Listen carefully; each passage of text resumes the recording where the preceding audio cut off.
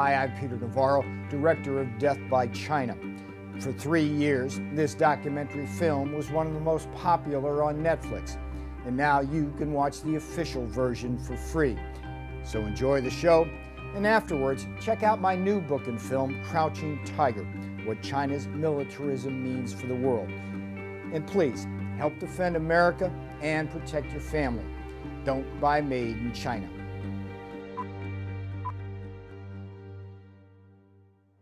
You're going to be okay? I'm 63 years old. I'm likely to skate my way to the grave. But I have 3 young children who are all engineers, and I worry about their ability to work in American manufacturing down the road.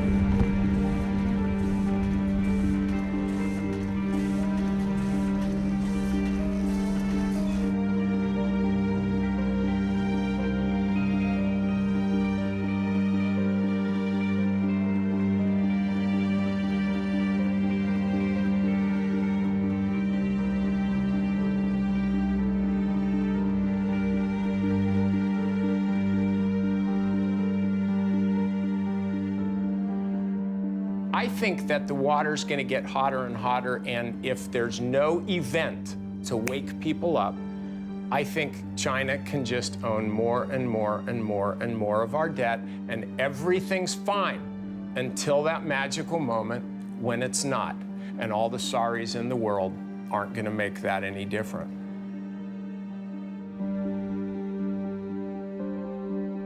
The film you're about to see addresses one of the most urgent problems facing America.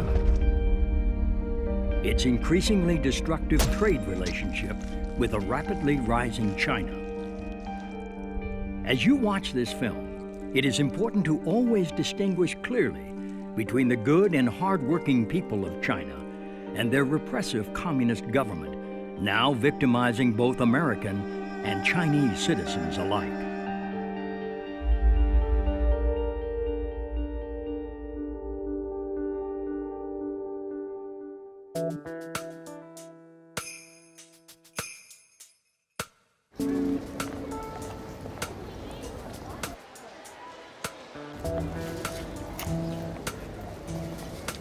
I'm here to buy me a big screen TV. My first big screen, man. 40 inch, about 265.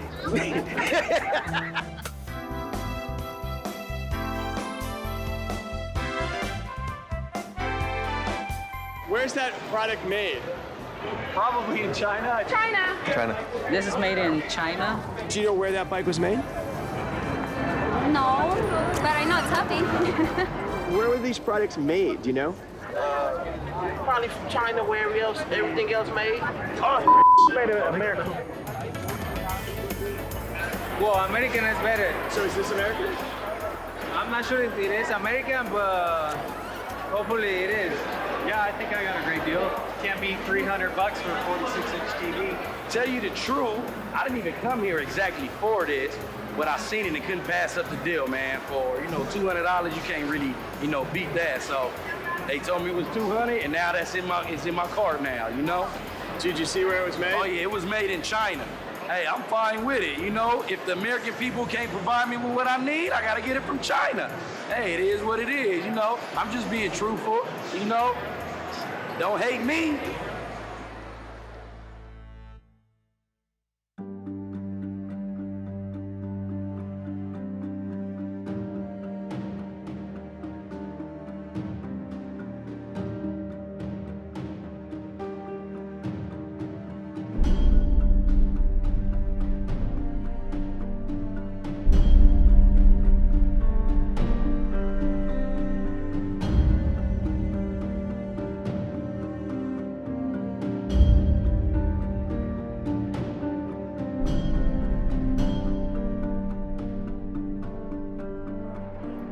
So how do you feel when Americans buy Chinese products? I feel really bad because what happened is not just America buying a Chinese product, which is American people losing their jobs. I was laid off 3 times within 6 months. until I was permanently laid off. I graduated with my bachelor's in 2004. I've been out trying to use that, of course, because I spent a lot of money going to school, and I haven't been able to find anything. China, I think, is responsible for, wiping out a good deal of the manufacturing that we have or had in Northeast Ohio. And I think that is continuing as they continue to manipulate their currency, as they continue to not have the level of workplace safety or environmental or health standards that we have here in the United States. So we've seen our whole manufacturing base uproot and replant in a place where you can commit crimes against workers and just go out to dinner that night. So when a large company decides to move its production offshore and it closes a factory in a city or a town in the United States, that basically leaves, it's like a black hole. Suddenly that factory just disappears and everything else goes down with it. Jobs disappear, and the way the economy's going right now, it's tough to find a job. I just recently finished graduate school, and even coming out with that, it's still hard to find one. Some of the workers at companies, literally their last act at the factory was to unbolt the machine and load it up to be shipped off to China. I even talked to a fellow down there. They wanted to send him over to China to teach the people how to run the machines that they were shipping over there.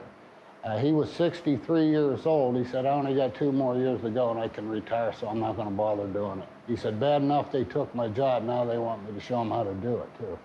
People who were supplying that plant with materials, equipment, maintenance services, even the accounting firms, design firms, R&D firms, and then all the other services around it like restaurants, what happens to them? They're doomed. They go down with it. They can't follow that company offshore to Shanghai. It's difficult to be unemployed because you have a mortgage and you have your regular bills you have to pay. You have to pay for a car and you have to put food on the table. And when you have just a small amount of money from the state coming in, sometimes it's hard to make it. I'm trying to get food. That's what I'm here for. I mean, this is not just unemployment line. This is for people who are hungry, and I'm hungry. And it just really is unfair that, being in a country as great as the United States, to have our people struggling the way they are, to not find what is just common. You work, that's what you do. And for them not to find that month after month after month, it just doesn't make sense to me yet. I don't know if it's the president, I don't know if it's the... Honestly, I don't know who to point the blame to. If we talk about who's to blame, I think partially our own government. Our government should be doing something. They could have stepped in, I think, a long time ago. Please hear us and please understand that companies like this are special. Small companies are what makes America. And unless somebody does something about unrestricted importing, you're going to lose the rest of us, too.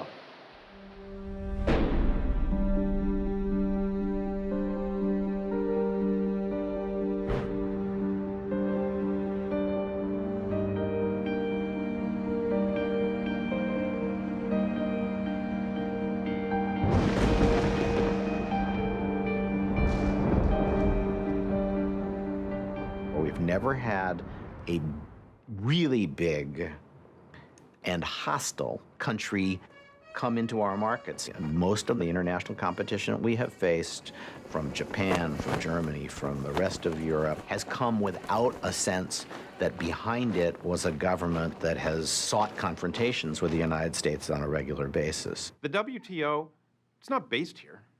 I mean, who in the United States is on the WTO?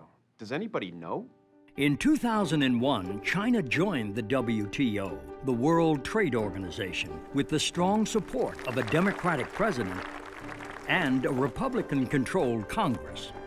Before the ink was dry on this free trade agreement, China began flooding American markets with its illegally subsidized and very dangerous exports, while the big multinational companies that had lobbied heavily for the agreement rapidly accelerated the offshoring of American factories and American jobs to China. Today, as a result of the biggest political shell game in American economic history, China has stolen thousands of our factories and millions of our jobs. multinational corporation profits are soaring, and we now owe over $3 trillion to the world's largest communist nation. This was not how it was supposed to turn out. Ladies and gentlemen, the President of the United States. When William Jefferson Clinton was selling China's entry into the World Trade Organization to the American people. If you believe in a future of greater openness and freedom for the people of China, you ought to be for this agreement. If you believe in a future of greater prosperity for the American people, you certainly should be for this agreement. If you believe in a future of peace and security for Asia and the world, you should be for this agreement. This is the right thing to do. It's an historic opportunity and a profound American responsibility. In pushing for China's entry into the WTO, President Clinton embraced a doctrine dating back to President Richard Nixon, known in Washington circles as the policy of engagement. Peking, historic site for an unprecedented meeting between East and West. President and Mrs. Nixon arrive, and Premier Zhou Enlai is on hand to extend an official welcome to the presidential couple. It's Mr. Nixon's initial move toward his self-proclaimed goal, a generation of peace. Here, President Clinton offers his own vision of the goal of engaging China. I don't believe it's right to crack down on people for their religious views or their political expression or because they want to be in an association like the Falun Gong. I don't think that's right. But I don't believe that we will have more influence on China by giving them the back of our hand. In masterfully arguing for China's entry into the World Trade Organization, President Clinton promised the brightest of futures for both American workers and American manufacturers. Economically, this agreement is the equivalent of a one-way street. It requires China to open its markets with a fifth of the world's population, potentially the biggest markets in the world. For the first time, China will agree to play by the same open trading rules we do. Never happened before. For the first time, our companies will be able to sell and distribute products in China made by workers here in America. And by economically engaging China, both Democrats and Republicans argued this would ultimately democratize the Chinese dragon and free the Chinese people. We have waged an intense battle in support of an important principle, and that is freedom. And the people of China and the citizens of the United States will benefit enormously. After the victory vote, the Republican House Majority Leaders would celebrate the bipartisan victory with the cracking open of a ceremonial fortune cookie. Not very good at these things.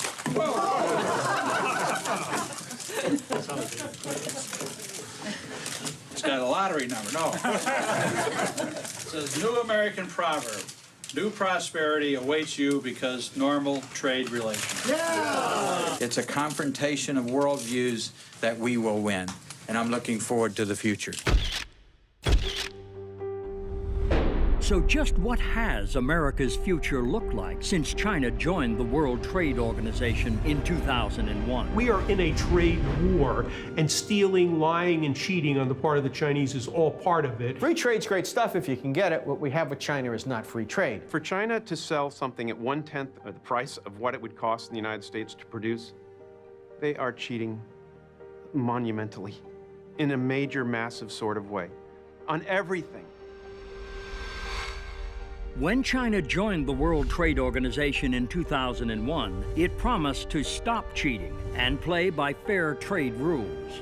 That meant abandoning unfair trade practices like currency manipulation, illegal export subsidies, and abusing its workers. Instead, the Chinese government has used these weapons of job destruction to launch a sustained and devastating attack on America's factories and jobs, while flooding our markets with dangerous products.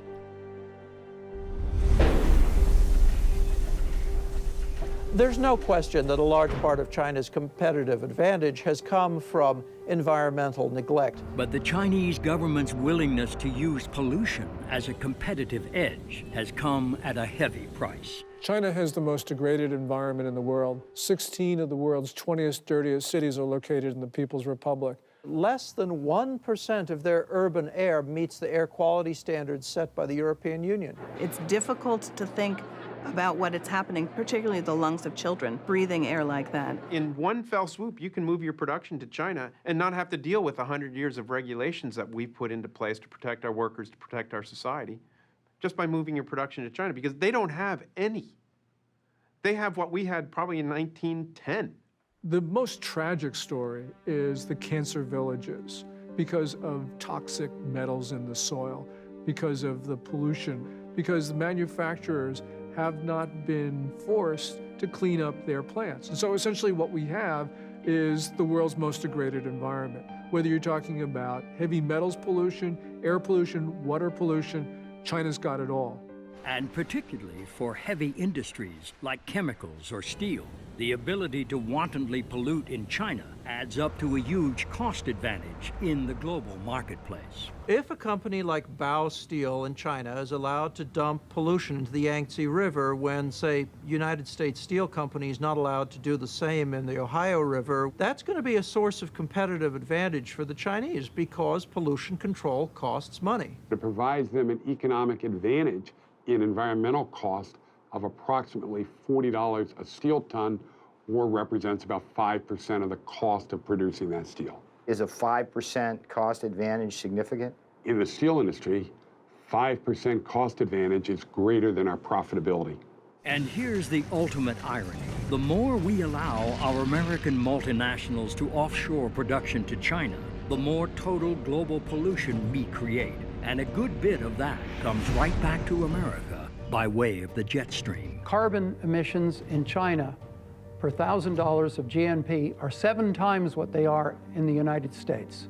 That leads to carbon emissions and particulate matter falling all along the coast of the United States. 25% of the particulate emissions falling in California are from Asia in general and China in particular. There are good and bad reasons why goods are cheap in the international economy. The good reason is that somebody's a good producer, that they're quick, that they get the product to market, they have good technology, that their workers are efficient and well-trained. The bad reason is that the workers are treated like dirt. When the workers in China are being abused, then workers in America have a tougher time competing against them. As an employer in China, do you have any regulations that you have to deal with, like OSHA, labor regulations? Do you have to pay even Social Security or Medicare? Do you have to protect your workers in difficult or unsafe conditions? No. No, no, no, no. No, you don't. You go to prison if you try to form a labor union. Freedom of association, the right to organize and bargain collectively are completely absent in China today. There's no equivalent to OSHA, occupational safety regulations, and they lose about 130,000 men and women to, and that's the ones they report on, to accidents per year, that many of which could be prevented with good protection. They don't comply with their own child labor laws, prison labor laws, health and safety laws, minimum wage laws. Well, there's a Dr. Lee who lives in New Jersey who was actually an American citizen, and he was in China, and he was arrested and kept in one of their work camps for 3 years. When he was finally released, thanks to pressure from the American people, he came back to New Jersey, and he was in a store, and he saw these big slippers he'd made in the work camp. Every day, 12, 14, 16-hour day, you have a quota. Okay, if you cannot finish the quota, you will get a punishment. You will go to solitary confinement. And the police always say, good labor, good food. Less labor, less food. You don't labor, no food. How can Walmarts or anyone else in the United States allow production facilities in China to sell garments, chopsticks, Christmas decorations that are made in forced labor camps? You can go to China, go to every prison camp, you can see what are the prisoners doing. Everybody very busy. What are they doing? Put a button on the shirt. What are they doing? Making the rubber boots. What are they doing? Crowded together, assemble the Christmas lights.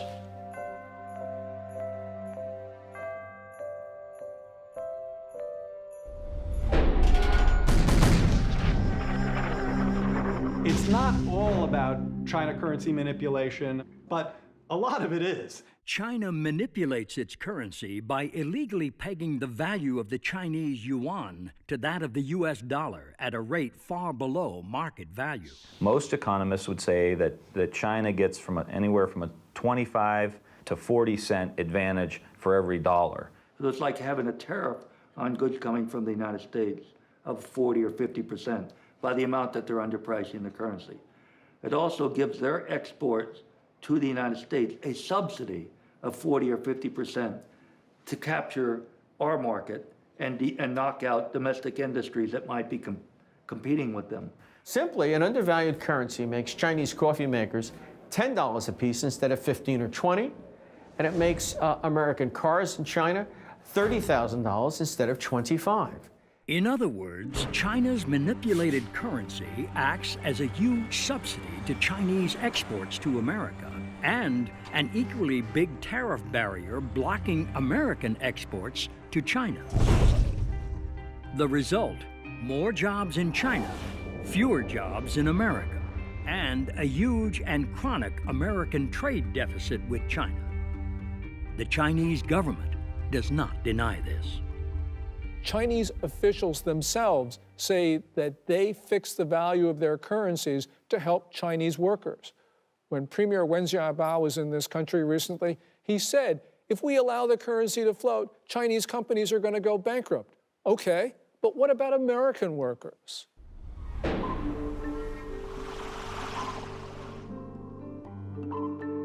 They're cheating on the intellectual property by just flat out pirating stuff from the United States. You don't want China to get their hands on your latest piece of technology or whatever, because they will copy it and they will turn around and produce it. Most famously, copyright pirates in China are stamping out Disney DVDs. That's what everybody knows of. What's more important is the theft of the blueprints, for example, for high technologies. I mean, I hear all the time about American companies who find themselves competing in the marketplace with a Chinese product, and they take it apart, and they find themselves looking in the mirror because the Chinese have just stolen the plans of their own product. And one of America's highest tech companies has certainly experienced this kind of piracy firsthand, and a school of very hard knocks at the hands of the Chinese government. Google came into the Chinese market, and of course, it ended up with a dominant market share. But Beijing wanted Baidu, a local company, to be able to outpace Google. What Beijing did was it hacked Google's network, it stole its source code, and now Baidu has more than 75% of the China search market. This shows that basically Beijing wants the local companies to be the national champions. But sometimes Chinese pirates aren't content just to steal the intellectual property of an American corporation. Sometimes they just take the whole company. So Fellows is a company that makes shredders, paper shredders, and they moved, like everybody, they moved their production to China. They hired a company to run their production for them, and suddenly one day their employees were locked out of their own plant. So Fellows went from having a large production base in China one day to the next day their partner suddenly shut them off, shut them down. The moral of the Fellows story is you better be very careful when you move your production to a communist country.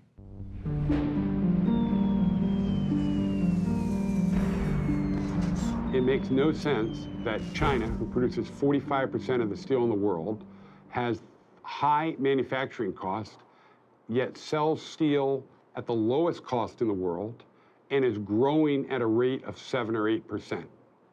This growth from 100 million tons to 700 million tons, growing by 50 million tons per year, is all due to state subsidies. The problem is that American companies cannot compete because they're not competing with Chinese companies, they're competing with the Chinese government. At the end of the day, it most certainly will result in more unemployment in the U.S. and to the advantage of China. We're chumps. So just how big of a chump has America been for supporting China's entry into the World Trade Organization in 2001?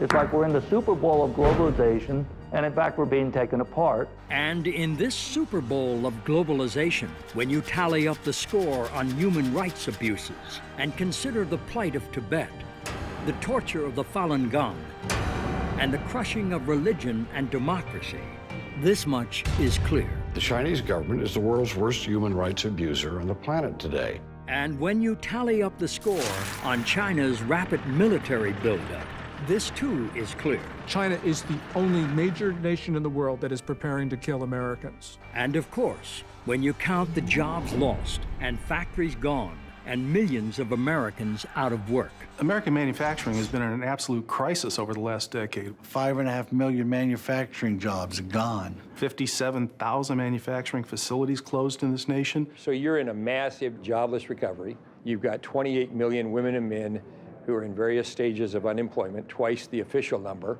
When you tally up all these scores, it's crystal clear that China's entry into the World Trade Organization has been both a losing and a very dangerous proposition. Even as America has all but completely surrendered its manufacturing base to China. We don't make a single cell phone in the United States. Not one is made in the United States. There is not a single modern flat panel display factory in the United States. Does that matter? Are flat panel displays important for military applications? I think so. They're widely used. Every airplane, every helicopter has them. The United States right now is unable to put a single military aircraft into the sky without using components built by potential adversaries. We produce about $3 billion worth of printed circuit boards in the United States. China produces almost $20 billion. Machine tools, where we produce $2.7 billion. China's consumption was 10 times that amount. If you don't have a machine tool industry, what, do you have an industry? It's a, basic component of an industrial economy. But what about those green industries that some of our politicians say will create the jobs of the future? That's one of the reasons why we're accelerating the transition to a clean energy economy and doubling our use of renewable energy sources like wind and solar power. Steps that have the potential to create whole new industries and hundreds of thousands of new jobs in America. But here's the grim reality. We produce 4% of the world's global output of solar. One of the things happening in the market right now is it's being swamped by low-cost multicrystalline and polycrystalline silicon solar cells from China. We don't make computers. We don't make printers. We import 99% of our shoes.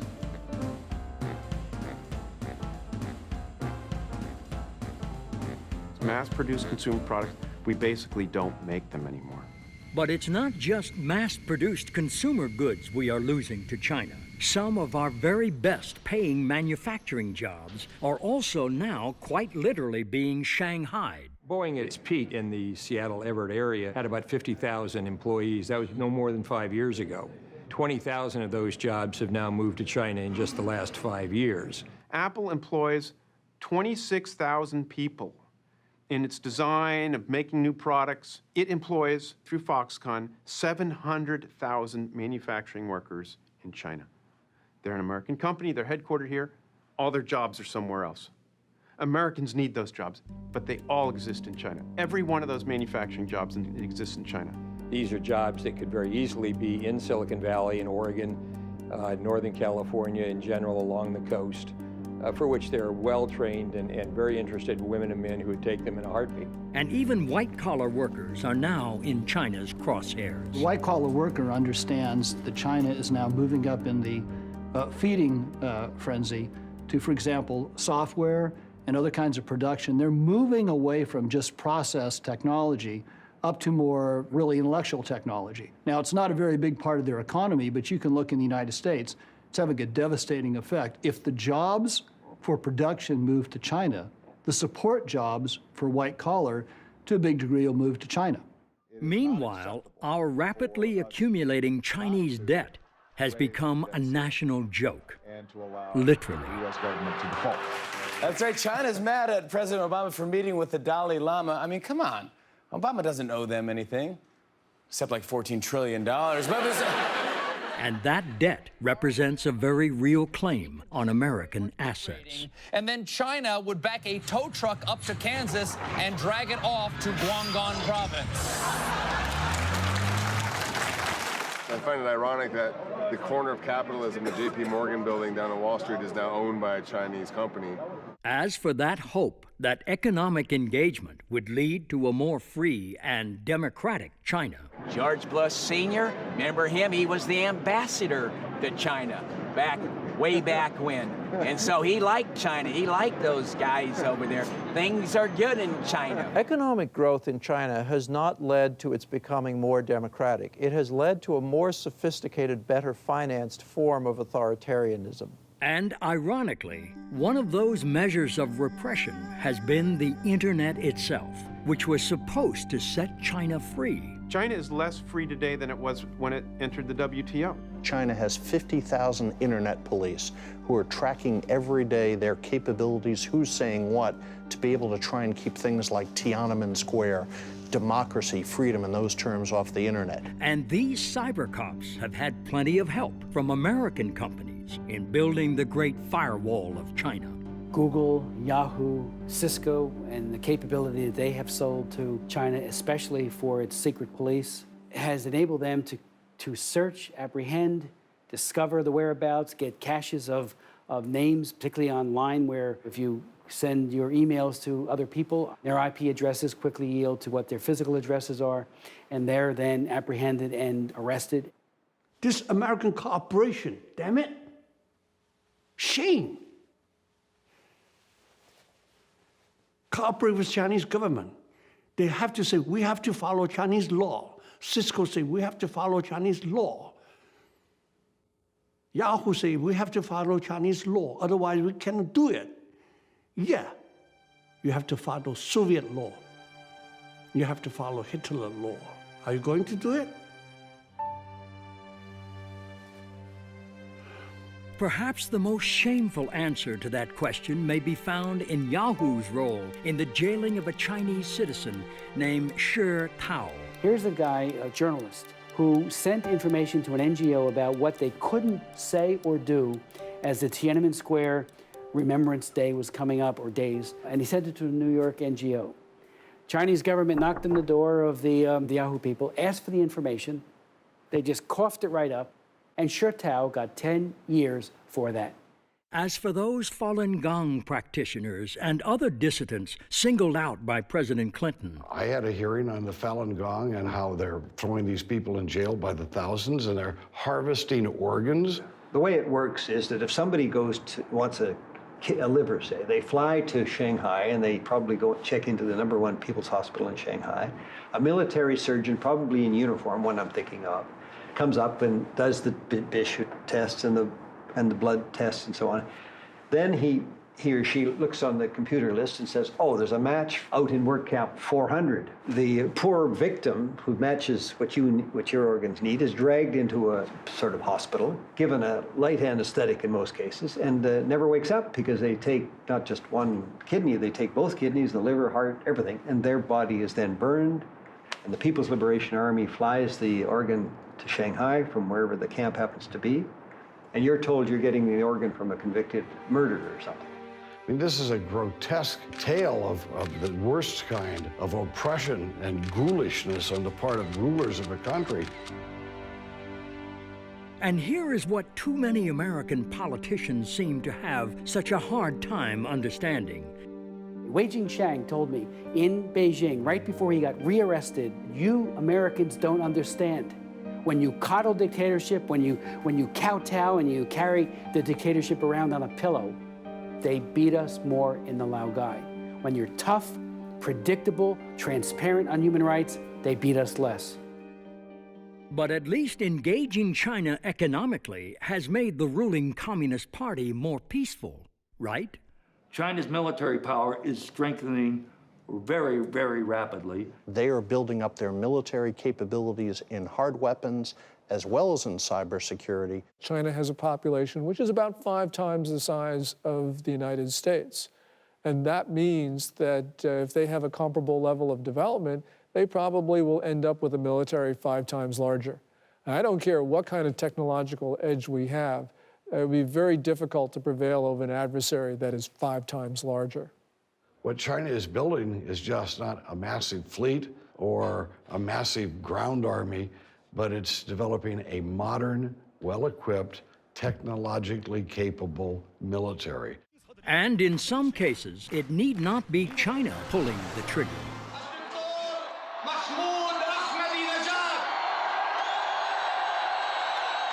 Or launching the missiles, as the case may be.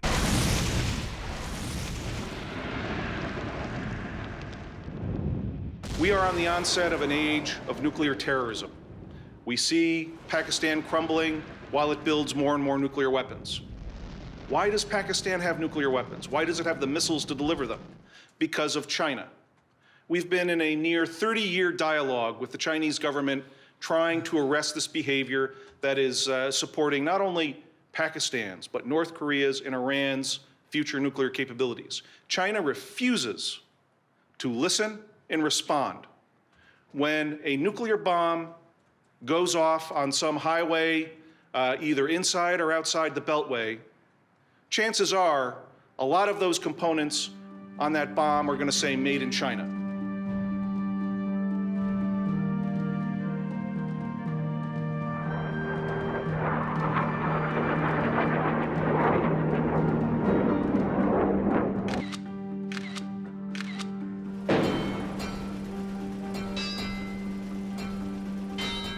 I had my children's Thomas the Train sets recalled because the ink on the red ones was lead poison. They're not only ruining our economy, they're poisoning our children with the toys that we give them. I want to be careful about what products I buy because I want to know that they're safe and they're good. I want to be careful about what products I buy because I want to make sure that the people who are producing those are being treated properly.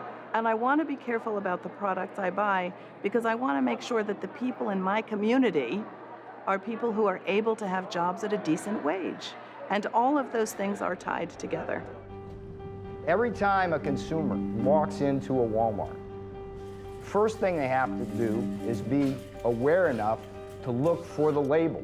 Then when they pick up that good and it says made in China, I want them to think, it might either break down or it could kill me. Number one, this thing, if I buy it, might cost me or someone in my family or my friends their job. Lastly, hey, if I buy this, that money's going to go over to help finance what is essentially the most rapid military buildup of a totalitarian regime since when? The 30s. I mean, make no mistake about that. 91% of every product in a Walmart store is manufactured in China. Walmart spent $50 billion in China 2 years ago. If Walmart were a country, they would be China's 4th largest trading partner. When an American goes into a Walmart and buys a product made in China, that person is thinking just price. If you're a person on a pension shopping at Walmart, you kind of like the Great Wall of Mart. But what they really need to think about is how that product got there. It got there because you have a predatory system which is really trying to undercut American manufacturers and therefore American workers. And when a consumer goes into Walmart, picks up a good made in China, what do you want them to think about before they get to the cash register? Think about your relative that just got laid off or the factory that just got shut down. Think about the school that is doing with less because the manufacturing base has gone and the tax base has left. Think about the lower income that you're receiving now because we're not making products and we're not buying our own products. When Americans buy a product from Walmart, I want them to remember the children, the family, the workers who has earned very, very little from those products. This is not just an economic matter, this is a security matter because the Chinese government has made it clear that it wants to undermine America's role in the world. So yeah, things are cheap at Walmart, but we have to understand the consequences. But even if you don't want to consider the broader economic or national security consequences of consuming goods made in China, you may at least want to think about your own personal safety and that of your family. If you put it in your mouth or the hands of a child, don't buy it from China. Over the last 5 years, we've had a number of scandals involving Chinese products. And these products have killed people, not only in China, but also in the United States. Do you want to buy pipe for your residential community that's going to put all the water into everybody's houses that is tainted with arsenic and mercury so that it'll leach out into your water so that when you turn on your spigot in your house, you're suddenly contaminating yourself because that pipe was made cheaper in China? Goodyear Tire outside of Montreal that closed about 4 years ago and put 850 people out of work. Moved the production to China because they could make tires, I think it was for $4 a tire cheaper. And not long after they started up in China, the transportation agency in the U.S. said the tires being produced there were unsafe. I mean, is this what corporate America or corporate Canada thinks is the way they should be conducting themselves? I don't think so. We're importing a lot of their apples. They spray them with Alar. That's illegal in the United States. You want DDT on your apple? Buy it from China, and we're buying a lot of apples from China. We're buying everything from China, and there are no environmental controls.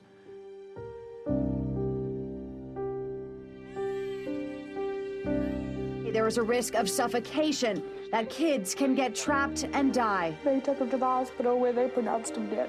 Massive recall of 1 million of Mattel's Fisher-Price toys. A recent batch made in China contains toxic levels of lead paint. Those teddy bears can loosen and fall out, posing a choking hazard. According to the state media, dozens of babies had developed kidney stones in recent days. Thousands of pets across the country died after eating tainted pet food. That led to a massive pet food recall. My wife Bonnie died in December after receiving heparin that was later recalled by Baxter. My son Randy died a month later under the same circumstances. Some brands have been found to contain a toxic chemical used in antifreeze. Pork from pigs, force-fed wastewater. If it comes from China and the price seems too good to be true, then it probably is. It is very difficult for any country to protect their citizens from Chinese products. The real problem here is that you have a political system that does not punish manufacturers for bad products. And it's because it's the nature of the political system. The Communist Party does not allow independent prosecutors, doesn't allow a free press, doesn't allow people to complain about bad products. Let's take fish. There are 3.5 million fish farms in China. The fish are raised in contaminated ponds. They're fed all kinds of hormones, and the biggest market for that fish is the United States. 85% of the tilapia comes from China. Most of our shrimp comes from China. US FDA only has the ability to inspect 1% of the fish coming into the United States. 65% of the 1% they reject. They don't have the authority to confiscate the fish. So if the ship comes into Charleston and gets rejected, then it goes to Miami or New Orleans or some other port, and eventually the fish gets in. And because of such dangers, Americans are becoming more and more aware of the Made in China label. But that doesn't always guarantee one's safety or convenience.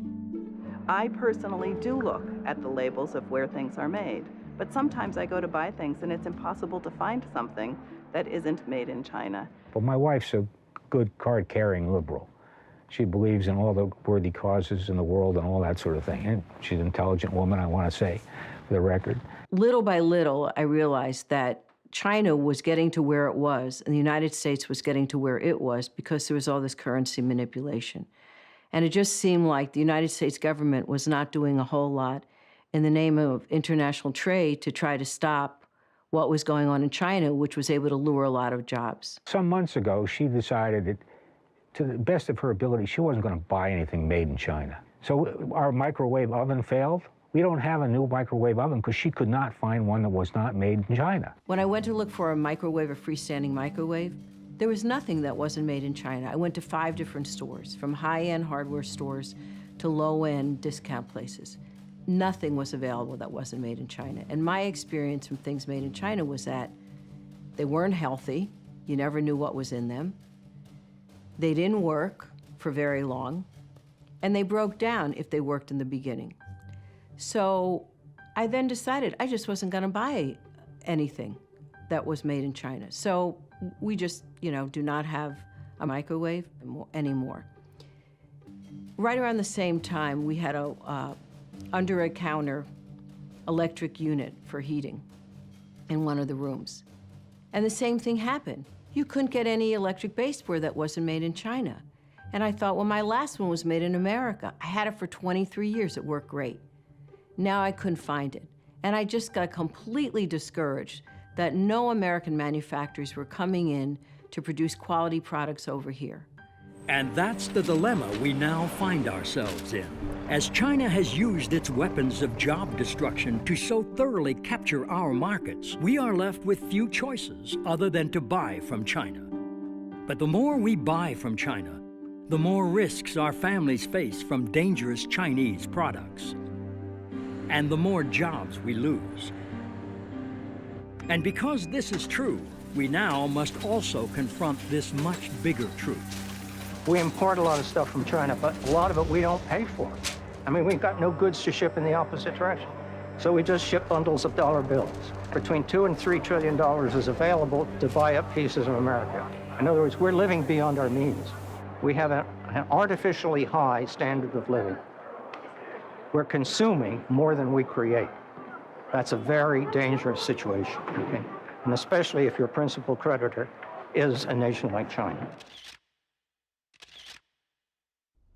So just exactly how did we in America allow ourselves to be backed into such a dangerous Chinese corner?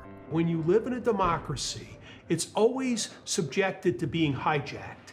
And our democracy has been hijacked by the multinational corporations.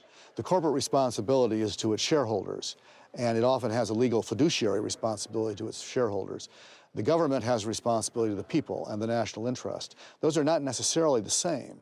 U.S. multinational corporations knew exactly what was going to happen. They didn't have any plans to increase exports to China after China joined the WTO. They had plans to move production to China, but they were, I'd say, dishonest or disingenuous, because the whole rhetoric around China joining the WTO was about free trade and opening markets and engaging with China. For the first time, our companies will be able to sell and distribute products in China made by workers here in America. When in fact it was really self-interest and profit motive on the part of U.S. multinationals that drove that debate.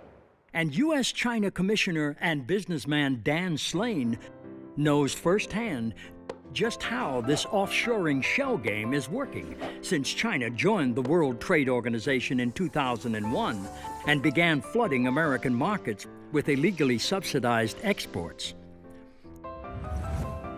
I had a plywood manufacturing facility in Bowling Green, Kentucky, selling plywood to furniture manufacturers in the United States. In 2002, all my competitors were moving to China. Essentially, I had two choices. I shut the company down or I moved it to China. And I opened up 3 factories in China and delivered to the customer in the United States 50% cheaper than I could make it in Bowling Green. And Slane's newfound competitive edge was all due to China's illegal weapons of job destruction. Manipulating the currency was a huge help for me because it kept our prices down. I had no environmental issues, and the most important thing was that I could sell my product at cost, and every month the Chinese government would send me a check for 17% of my exports, and that was my net margin and my profit. So was Slane wrong to offshore his factories to China? This interchange with U.S. China Commissioner and multinational corporation lobbyist William Reinsch offers some perspective. It's not generally regarded as the job of a large American company to, substitute itself for the government. What most of the companies want to do is they want to be consistent with government, with U.S. law and U.S. practice. If the government tells them that they would like them to do something, they generally do it. So they don't have any responsible per se to the American people other than obeying the existing laws and regulations. Is that fair? Well, what responsibility would you like them to have to the American people other than trying to be good corporate citizens and to be profitable? would you define a good corporate citizen as a company that moves its factories over to China and creates massive unemployment in the Midwest? Is that good corporate citizen? Well, I think that you'd have to go case by case. And in Dan Slane's case? The difference between myself and General Electric is that I had no choice. I either moved to China or I shut the company down. I couldn't compete. Jeff Immelt at General Electric does have a choice. He can sacrifice some profits, keep his technology, and in the long term, be much better off manufacturing in the United States.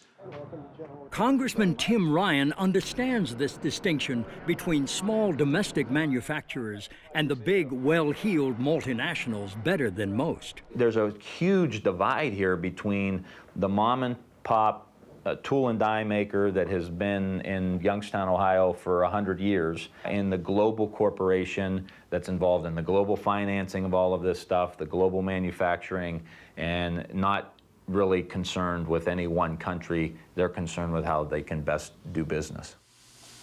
And one of the biggest obstacles to passing tough legislation that would stop China's unfair trade practices is the lack of political clout of America's domestic manufacturers. And to go chasing down after all of the political rhetoric of dealing with this issue and that issue and running for Albany or running to Washington, D.C. and setting up meetings and stuff, it's too costly, it's too time-consuming, and it has nothing to do with building drum and barrel handling equipment and helping this company to be successful. And that's the issue here. They don't have lobbyists down here. There's very few organizations that really represent the small and mid-sized manufacturers. You know, I can think of one or two that really do a great job, but they don't have the impact, the campaign contributions, the corporate influence that some of the big dogs have. And just who is one of the biggest dogs on the Capitol Hill lobbying block? Behind me is the headquarters of the National Association of Manufacturers, which unfortunately has become a major misnomer in recent years, because the name really should be the National Association of Manufacturing Things Someplace Else. If you go back and you look at the National Association of Manufacturers meetings in which they were talking about endorsing or not endorsing the Ryan Murphy China currency bill, you will see that there was a huge split where the small and medium-sized manufacturers endorsed the bill. But the 20% of the membership that gives 80% of the dues didn't want to have anything to do with the Ryan Murphy China currency bill. Brian O'Shaughnessy is the chairman of Revere Copper, a company founded by none other than Paul Revere, and the oldest manufacturer in America. And O'Shaughnessy has been on the inside of the National Association of Manufacturers when it has opposed bills like those offered up by Tim Ryan to stop China's currency manipulation. I stood up before a group of 300 of the most powerful CEOs in this country, and I told them, as we consider NAM's support of this bill, I think those of you who have facilities in China, I think you should recuse yourself from voting. You're conflicted. You have to choose between your company and your country, and you can't do that. Well, I was shot down in flames. By all intents and purposes, a lot of these companies are not American companies anymore. General Motors takes TARP money and opens up factories in China. Caterpillar Tractor shuts down plants in Peoria and opens up 3 factories in China. General Electric and Boeing are essentially trying to become Chinese companies. Look at Coca-Cola. American-sounding company, isn't it? I mean, how American can you get other than Revere, Coca-Cola? The president of Coca-Cola is from South Africa. The chairman is from Turkey. Now, you want to ask them what America's international trade policy should be? You shouldn't listen to them. While Coca-Cola's executive suite may look like the United Nations, it is purebred American CEOs from companies like Cisco, Ford, IBM, Honeywell, Motorola, Intel, and Apple that keeps sending so many of our jobs to China. We design the iPad, great. We get the profits from the iPad, fine. We don't get the jobs. Profits versus jobs. That's a conflict Ralph Gomery sees as the root of America's offshoring problem. They are pursuing maximizing profit. That's their goal. The country is losing the wage bill, and its goal is to have wages. And then what they're doing is right for their shareholders and their constituents, but it's not right for the people of America who are unable to find work today. The problem with our system is that everything is short-term. So when you talk to a CEO and you say to a CEO, an American CEO, do you realize that they're going to take your technology and they're going to be your competitor? The CEO says, yes, but I only have 3 or 4 years to get my stock up so I can get my bonus, and they kick the can down the road, and it's the next guy's problem. This will end badly for all of us, but everybody is so short-term in thinking and in their tenure that they're willing to take chances that are right for today that they probably know in their minds is long-term bad for America tomorrow. Ironically, nobody understood this growing divergence between corporate interests and the common good better than candidate Bill Clinton during the 1992 elections. You must do your part.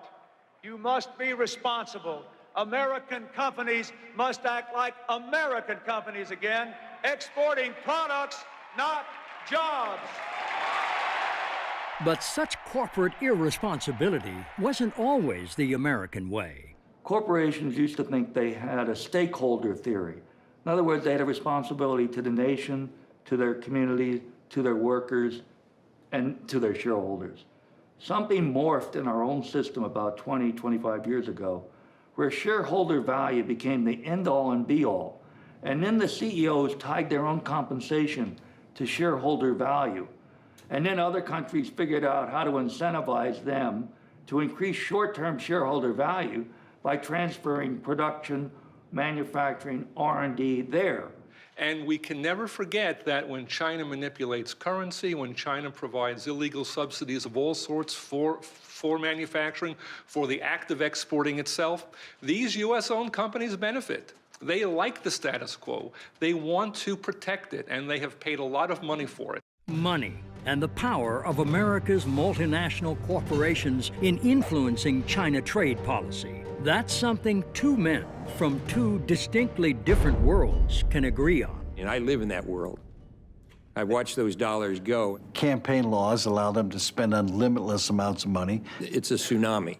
But to former White House advisor Jared Bernstein, it's more than just money in politics driving our jobs offshore. It's also the prevailing free market view in the Oval Office, regardless of political party. I think there is a deeply embedded view that I do not think is wholly wrong, that capital must be happy if we're going to have a successful economy. And no multinational company has been happier to move its capital offshore than General Electric. But this is truly a fool's game. The Chinese have no intention of turning over their domestic market to foreign companies. Once they're able to master the technology, they are going to make it very difficult for foreign corporations to make a profit. When I go out and do speeches to corporate audiences on China and they want me to talk about strategy, it's like, hey, you're going over to China, you're giving them your avionics so you can participate in a regional jet game in China, and 2 or 3 or 5 years from now, you're going to try to sell your regional jets in Europe, and your biggest competitor is going to be that China guy. How stupid is that?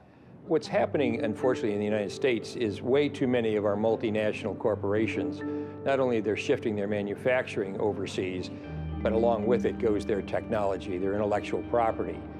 And while many of us are concerned, deeply concerned about the loss of jobs, we're just as concerned about the loss of intellectual property. That's sort of the future of America.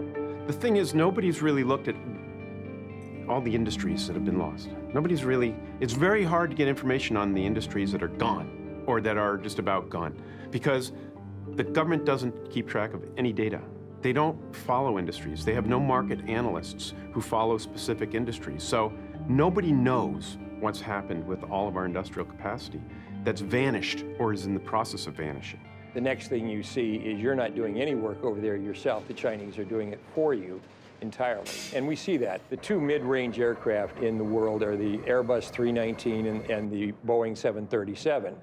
5 years from now, the Chinese have already told both companies they will no longer buy either aircraft. That mid-range aircraft, the one that is dominant throughout Asia, will be entirely manufactured in China under a Chinese mark or name, using technology that they took from Airbus on the one hand and Boeing on the other. Look around, well, tell me what you see. Every day, more people in the street. Too bad they sent our jobs away. In China, they're not workers, they're just slaves. When people wake, it's a world of trade and greed. And the CEOs get richer, and our jobs all move offshore. Oh.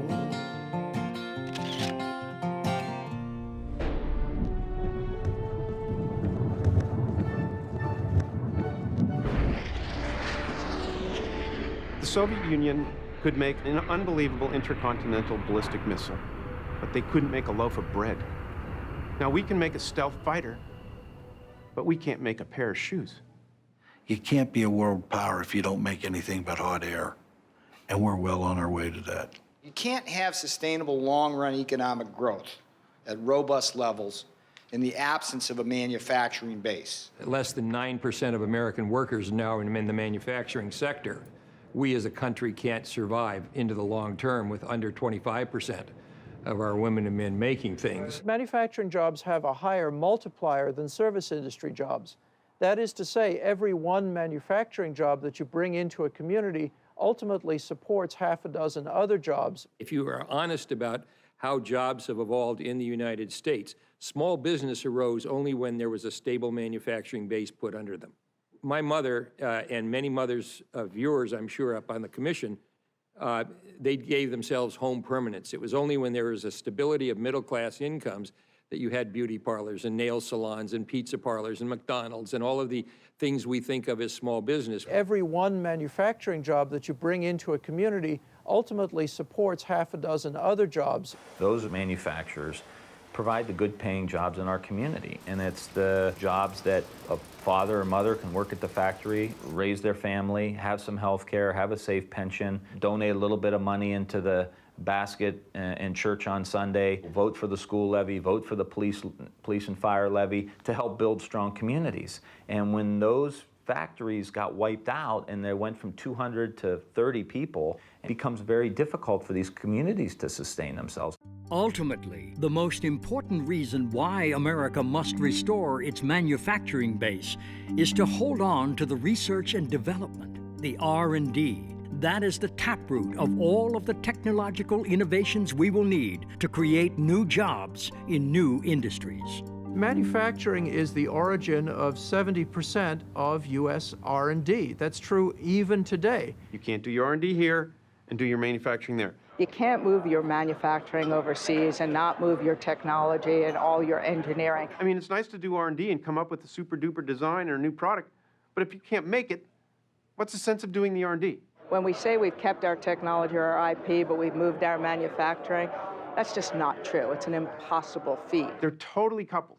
So as manufacturing has moved offshore, R&D has gone right with it. So as we move more and more manufacturing over to China and people can re-engineer and understand how things are made, we are teaching the country how to compete with us, and ultimately they are. So that the new products, the next cutting-edge product, is being developed there where the manufacturing's going on in China, rather than here where the manufacturing was and now is no longer.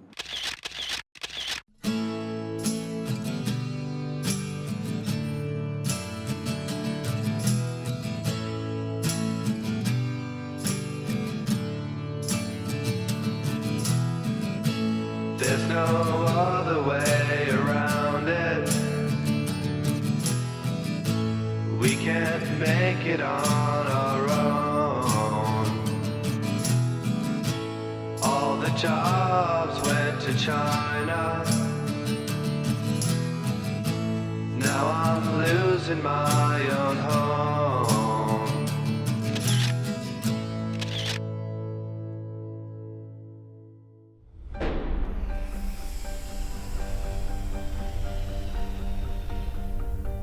We need to change course. We need definitive U.S. action. We need to show the Chinese that there are limits, that they have to be responsible citizens, and if that they're not responsible citizens, there are consequences. I like the idea of doing business with China.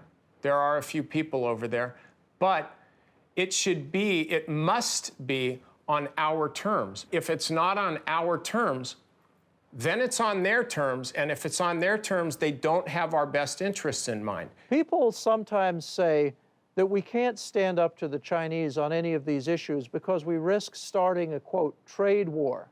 My message to the American people is that we're already in a trade war. What's wrong with taking China to task? They pirate our technology, they pirate our intellectual property rights, they counterfeit our goods and services, and no administration has the backbone to stand up to them. It's been dismaying for me to see a succession of administrations, both Republican and Democratic, unable or unwilling to take on the China trade imbalance.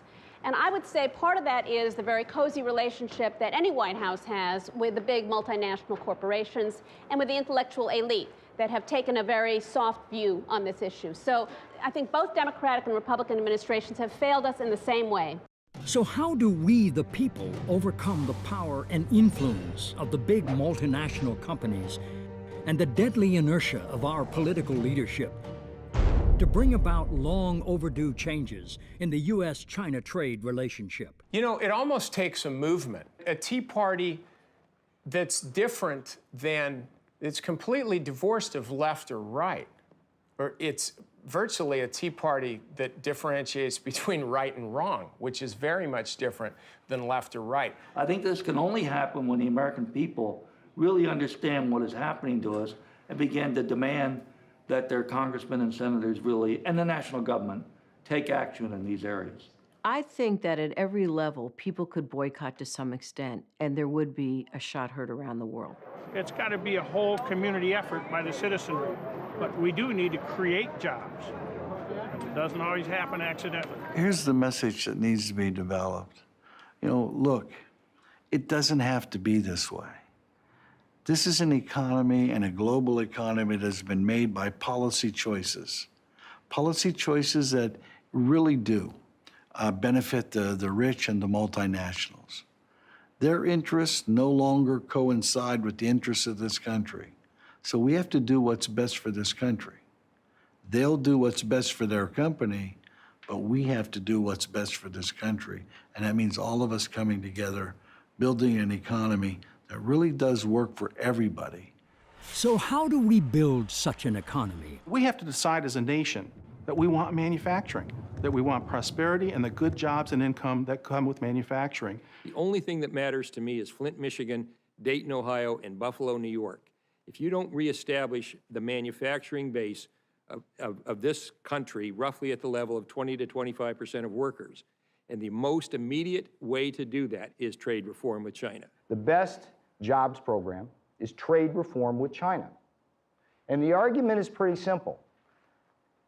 The gross domestic product grows with only four things: consumption, investment, government spending, and net exports. And when you run a trade deficit, the simple math of that is that that's a negative in terms of growth.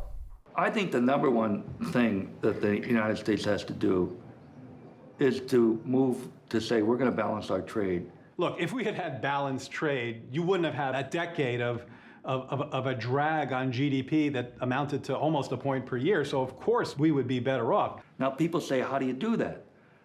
And I'm a young guy when President Kennedy said we're going to the moon. He didn't have a clue how to get to the moon. But we set it as a national goal, and we figured out how to do it because we're a smart, creative people.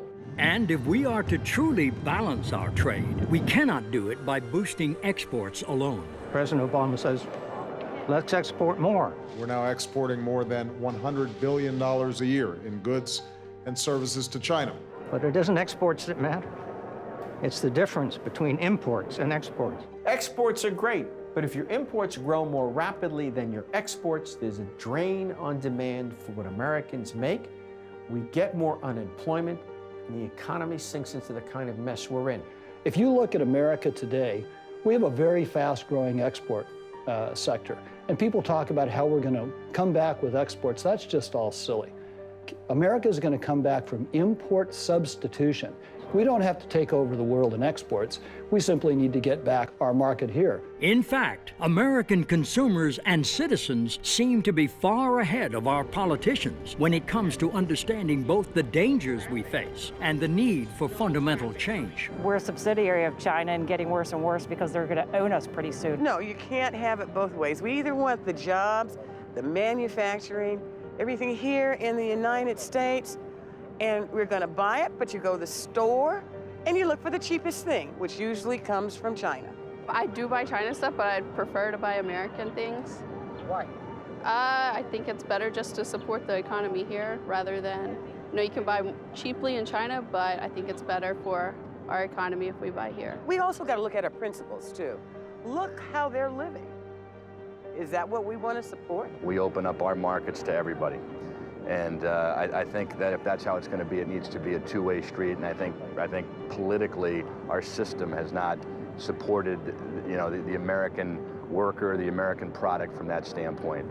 And perhaps the biggest reason our politicians are failing us is because they have truly forgotten the proper role of government. I used to debate a colleague of mine, my counterpart from the Chamber of Commerce, and he used to say to me, it's not my job to play Santa Claus to the workers or to paint my company green. It's my job to make money for the shareholders. And I agree with that. That is the job of corporations, but it is government's job to make sure that companies are doing that within a framework that makes sense.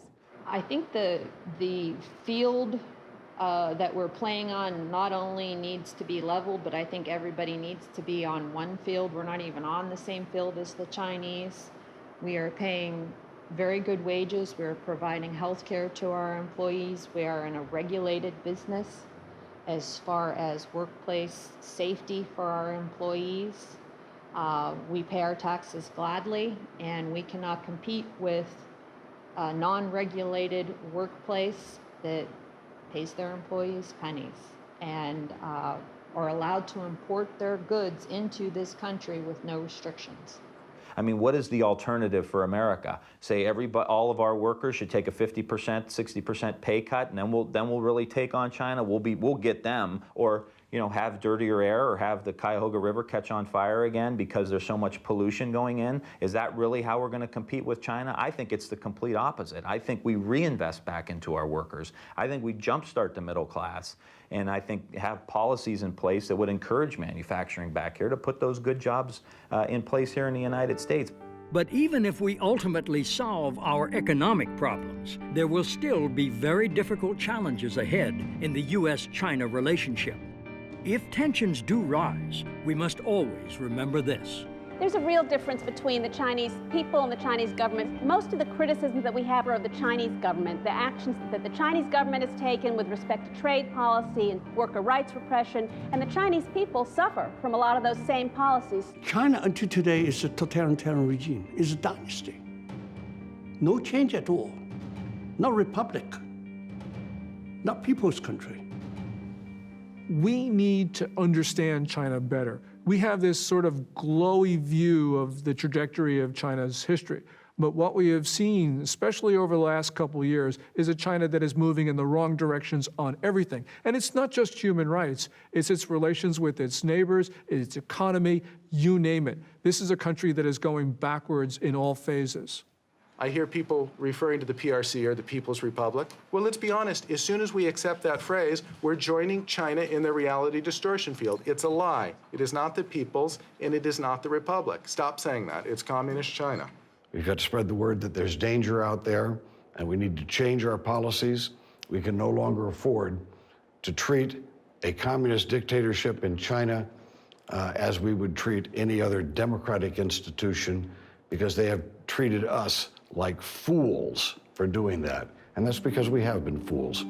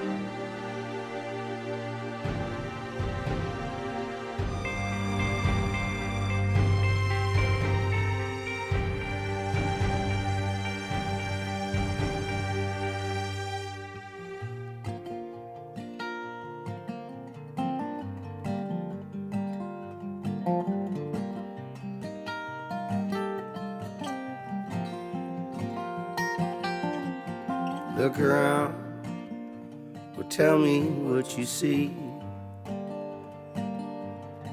Every day, more people in the street. Said I used to work in a factory. Right now, I'd work for anything.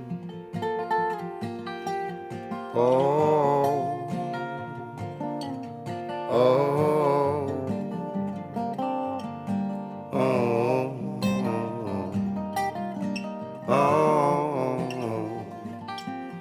Each time me, but my family I wish to feed. Not much, but we got simple needs. Too bad they sent our jobs away. In China, they're not workers, they're just slaves. When people wake, it's a world of trade and greed. And the CEOs get richer, and our jobs all move offshore. Oh, oh, oh, oh, oh. My oldest son got a college degree. He dreamed of running a factory. Now he's back home just living with me. And there's no bright future my boy could see. 16 hours, 7 days a week of unions and freedoms they cannot speak. Gotta rise and get up off your knees before they buy up all our dreams.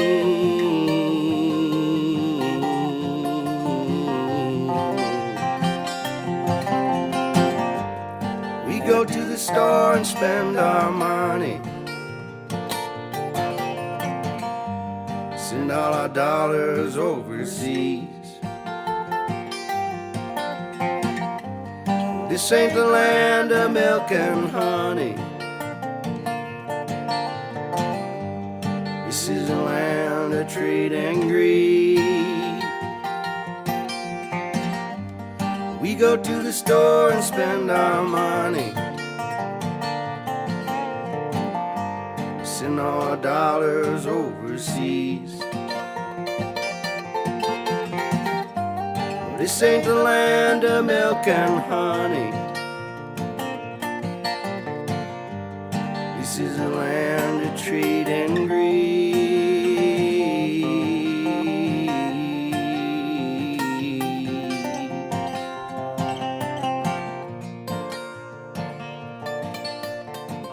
And this whole notion that what's good for multinationals is good for America, that's completely wrong.